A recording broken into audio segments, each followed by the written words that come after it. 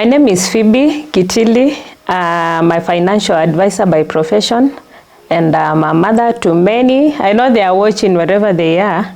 Nisiposema hivyo, I know nitakuwa kwa shida. Amazing. Welcome. Thank you. So for this session, you're going to have lessons to your 20-year-old self. Maybe you can start. How old are you right now? Oh my goodness. What? Okay. I'm 50 years old. Wow. It sounds like I just celebrated my birthday just the other day. So I really thank God for this far, because it's by grace of God. Yes. Nice. We're going to do it in terms of different segments. So the first one will be lessons to your 20-year-old self, money. Money. Wow. I think this is a lesson that is never taught to... We were never taught when we were growing up. And I would say in my 20s, if I had someone that would have guided me, because I remember, if I can remember very well, I got money at a very young age. Actually in 22, I was swimming in money. I had money. I was doing a business that was really doing well. And because I didn't have someone to guide me in matters, matters money, I ended up, okay, the business that I was doing, I would plow back the money to the business, not knowing how to separate maybe profits plus the capital. So I ended up doing mess. When now the business went down, it went down with everything, and I had to start again. So I always say, if I had someone who would have guided me, if I knew about money, and this is a lesson that I really like telling people, when you are young, learn about money, because it will really help you to make the right decisions when you get it. But it's a topic that is basically not really trained. And even for our children, this is something as parents I really insist. Let's teach our children about money. Wow. Assertiveness. Wow. I remember growing up, I never used to say no. And I think this landed me into some problem, even way back in school. Because sometimes in college, you realize, because you are a people pleaser. Most of the time, you are told something, and because you probably don't want to lose friends, you just say yes, yes, yes, yes. But inside you, you're actually acting, because the things that you are doing, ama whatever you are being told to do, it's not something that you want to do. But because you are a people pleaser, you realize you just find yourself in trouble just because you never said no. So over time I've learned to say no, and I think it must have affected me in my 20s, because I realized most of the mistakes that I made that time, because of just not saying no, they had an impact in my life. But at least I was able to mend it later. Decision making, I would say in decision making, I found myself mostly because of being a people pleaser. You don't want to say no. It really impacted my decision making, because number one, you mistake humbleness with saying the right thing. Like for example, I would say there's a decision you want to make, and because you feel like it's not the right thing to decide to do, but again, on this other end, you realize just because you want to be humble, as much as it is not the right thing, you want to be humble. So you confuse being humble and making the right decision. So I would say I had that problem of making decisions, because number one, you see, those days, even if someone older than you tells you something that is not really like the right thing, you would still take it, because it was believed that was actually being disciplined, which I've come to realize later, it wasn't like the right thing, because not everyone who is older than you is actually saying the right thing. So on decision making, I would say, like I would have learned to say no into some of decisions that I made. Yes. Talents. Growing up, I remember I was talented in acting. In fact, in one of the December, I remember I acted on a role that had been given like a drunkard. And the name was, I remember in that particular role that I was given, I was called Johnny. And let me tell you, I gave it all my best. And everyone was like, wow, wow, wow. And I remember one, you see, in December, it's when like everyone comes to Shags. They come from Nairobi, and then one of the guys that had come from Nairobi, he actually stood in the church and he said, this is actually a talent that can join the Mama Kayais of those days. You remember Mama Kayai those days? I know you guys don't know about Mama Kayai. Mama Kayai those days ndio walikuwa wanavuma. Akasema, this girl, if someone can hold her hand, she can go far, because this is a talent that really needs to be nurtured. And remembering that, I would say, if maybe I had someone to hold my hand, then I think my career would quite be different. It would be quite be different from what I'm doing today. Yes. Mentorship. Okay. It's always good to have a mentor, because most of the mistakes that I made, like now you see, like for example, let me talk about like whatever we've just discussed about the career wise.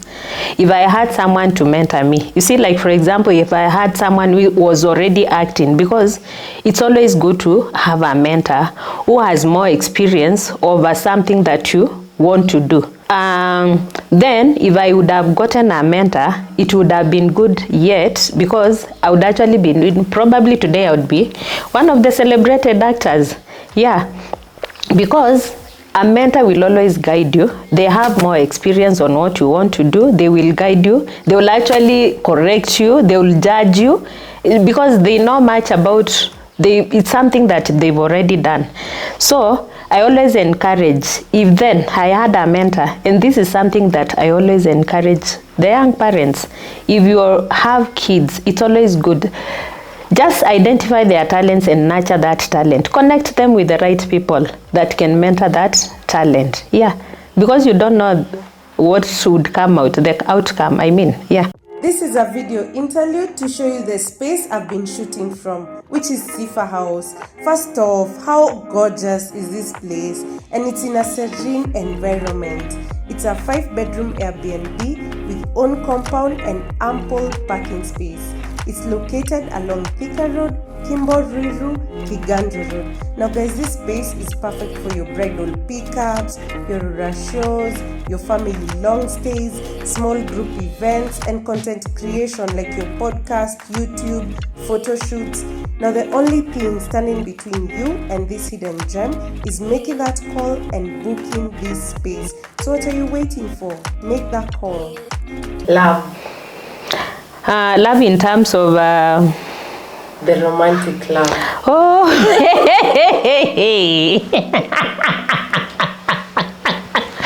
well, when you were growing up, it was an abomination. That was an abomination. About love, we never used to do, like from school straight, like I remember as we used to look after, maybe me, I was a shepherd, going back to look after the cattle, the mbusis and all that. So you can imagine after that, like there was so much.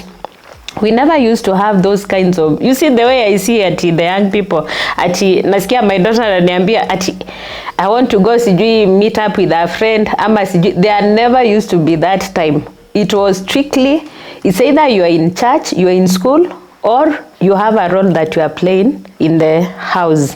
So there never used to be that time. So we've come to learn, I would say I've come to know about love maybe way after college. Yeah, it was never a subject that even our parents never used to discuss about it. Like love, sijui nini ati break. Why? That one is it was an abomination. We never used to discuss those kinds of, but I normally say it's good. You see, like in the today's generation, these are things that you really need to discuss, because some of the things that we used to do behind our parents don't know, we used to do them, but if they would have been open, I think this is something that we would have been able to discuss about it, open about it. But then parents never used to discuss about those kinds of topics. it was like, wewe ni mtoto, ni nini unataka kuongelelea? Yes. So it was that, I mean, our parents were very tough. There was nothing like the way you see it today. Yes. Faith, okay. Growing up, I remember I was taken to church. I've been brought up by my sister, and I remember she took us to the church. So ever from the young age, I found myself going to church. I was so much involved in the church, in serving. I remember I was a Sunday school teacher. Then also participating in the choir. What else? Yeah, I was so much in the church, serving in the church. So I would say it really helped me to be the person I am today, because that is the first thing that was introduced to me. Like, I never knew another life outside the church. And that's why you'd either find me in the church. If I'm not in the church, then I'll be maybe in the shamba, maybe I'm doing anything, maybe those house calls. Yeah.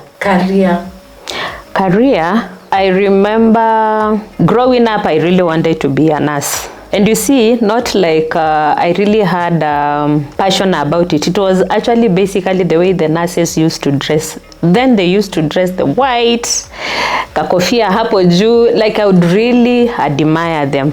Not like it was something that deep I was passionate about it, only to come to learn. You remember what I had said earlier about the talent that I had. I realized that if I had someone probably to guide, I wouldn't have had that kind of an idea of, because you see, my ideas were actually totally misplaced, because not like I was passionate about the nursing thing.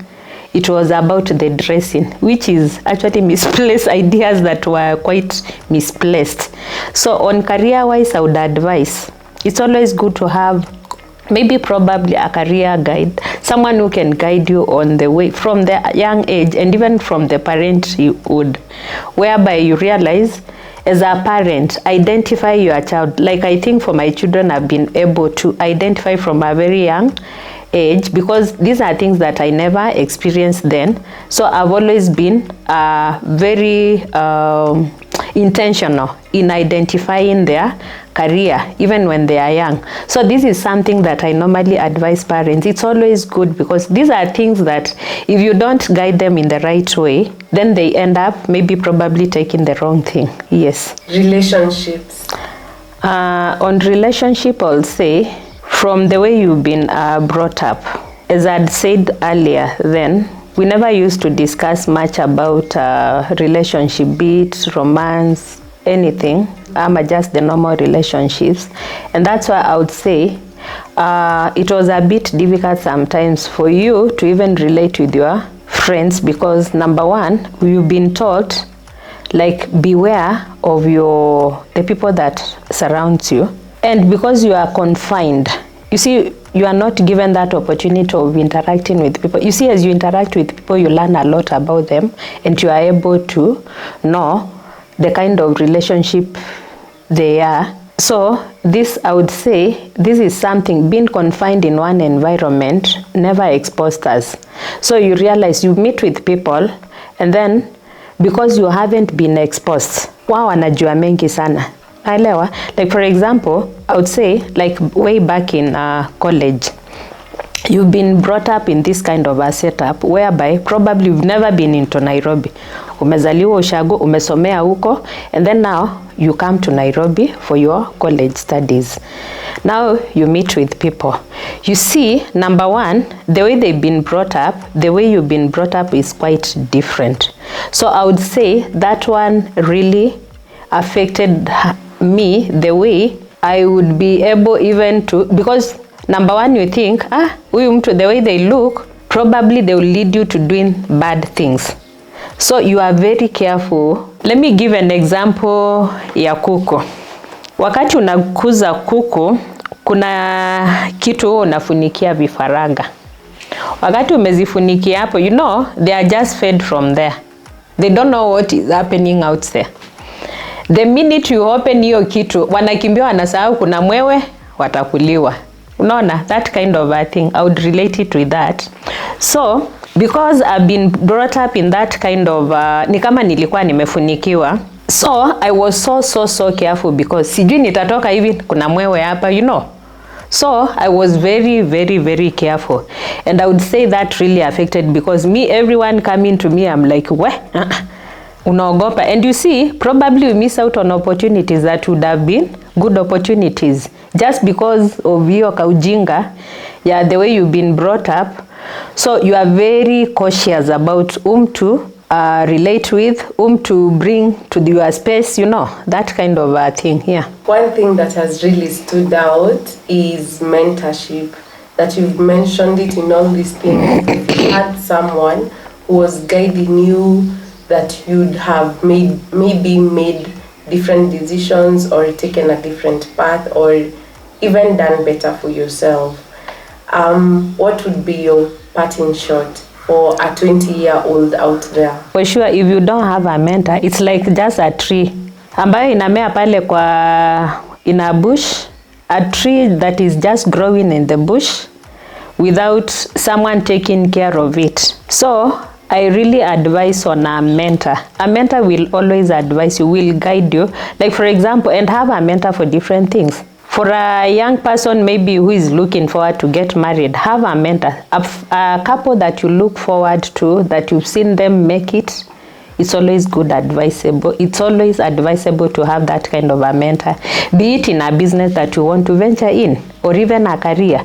Make sure you get a mentor, someone who has gone ahead of you, who is more experienced about that thing.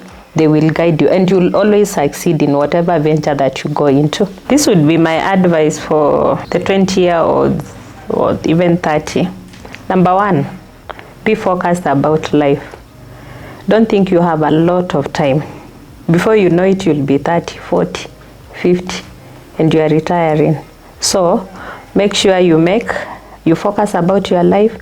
Number two, about money. Spend your money wisely, because if you don't spend your money wisely, because I've seen people making the wrong decisions about their money, and then you end up messing up, going into depression, and that's why we have so many suicidal cases happening for the young people. Number three, I would say avoid microwave success, because I've seen many young people, they want to get rich, like today you don't have a bicycle and tomorrow you want to drive a Mercedes.